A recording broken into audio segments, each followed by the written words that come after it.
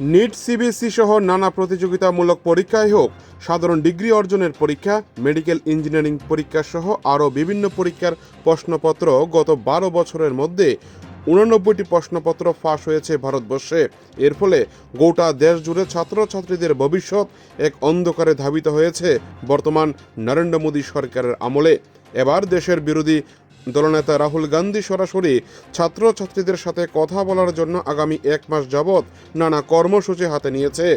এ নিয়ে সোমবার দুপুর 12টা নাগাদ উদয়পুর জেলা কংগ্রেস ভবনে এক সাংবাদিক সম্মেলন অনুষ্ঠিত হয়। সাংবাদিক সম্মেলনে জেলা কংগ্রেসের সভাপতি টিটন পাল দেশের শিক্ষা ব্যবস্থা নিয়ে সরাসরি তীব্র আক্রমণ করেন কেন্দ্রের শিক্ষামন্ত্রী থেকে শুরু করে দেশের প্রধানমন্ত্রীকে। শ্রী পাল অভিযোগ করেন, বর্তমান প্রধানমন্ত্রী নরেন্দ্র মোদী যখন গুজরাটের মুখ্যমন্ত্রী ছিলেন সেই সময় 20 লক্ষ টাকার বিনিময়ে জয়েন্ট এন্ট্রান্সের যোগ্যতা অর্জন করার ব্যবস্থা করে দেওয়া হতো, যা শিক্ষা ব্যবস্থাকে কলঙ্কিত করেছে গুজরাট। দেশের ছাত্রছাত্রীদের ভবিষ্যৎ বর্তমানে বিক্রি করে দেওয়া হচ্ছে। এ নিয়ে বিরোধী দলনেতা রাহুল গান্ধী কোটায় এক কনফারেন্সের মাধ্যমে দেশবাসীর কাছে তুলে ধরেছেন। দলের কেন্দ্রীয় নেতৃত্বের নির্দেশ অনুসারে এবার রাহুল গান্ধীর বক্তব্য গোটা গোমতী জেলার বিভিন্ন মহকুমায় পথসভার মাধ্যমে তুলে ধরা হবে বলে তিনি সাংবাদিক সম্মেলনে এবার তা জানিয়ে দিয়েছেন।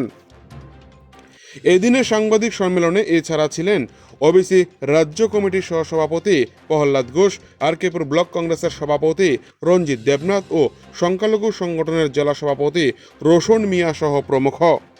উদয়পুর থেকে নিজস্ব প্রতিনিধির রিপোর্ট, টিভি 100 বাংলা।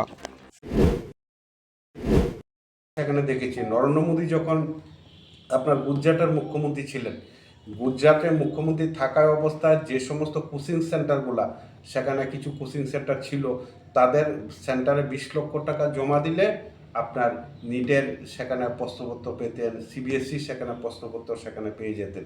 যাদের বিরুদ্ধে অভিযোগ, সে অভিযোগকারীদের বিরুদ্ধে ব্যবস্থা না দিয়ে আমরা আবার নতুন করে দেখলাম নরেন্দ্র মোদী যখন দেশের প্রধানমন্ত্রী হলেন, গুজরাটে যে সমস্ত কোচিং সেন্টারের বিরুদ্ধে সেখানে সাধারণ মানুষের অভিযোগ ছিল, ছাত্রছাত্রীদের সেখানে অভিযোগ ছিল, সেই কোচিং সেন্টারগুলোকে আবার সেখানে পুনরায় সেখানে দায়িত্ব দেওয়া হয়। তার বৃহৎ একটা জনজাগরণ তৈরি করার জন্য আমরা এই দেশের ছাত্র এবং যুব সমাজের কাছে আমরা আহ্বান করি। রাহুল গান্ধীর যে বক্তব্য, সে বক্তব্য নিয়ে আমরা উদয়পুর জেলা কংগ্রেস অচিরেই আমরা রাস্তায় নামবো এবং ডিসপ্লের মাধ্যমে দেশের মানুষের কাছে রাহুল গান্ধীর বক্তব্য তুলে ধরার জন্য আমরা কর্মসূচি নিচ্ছি।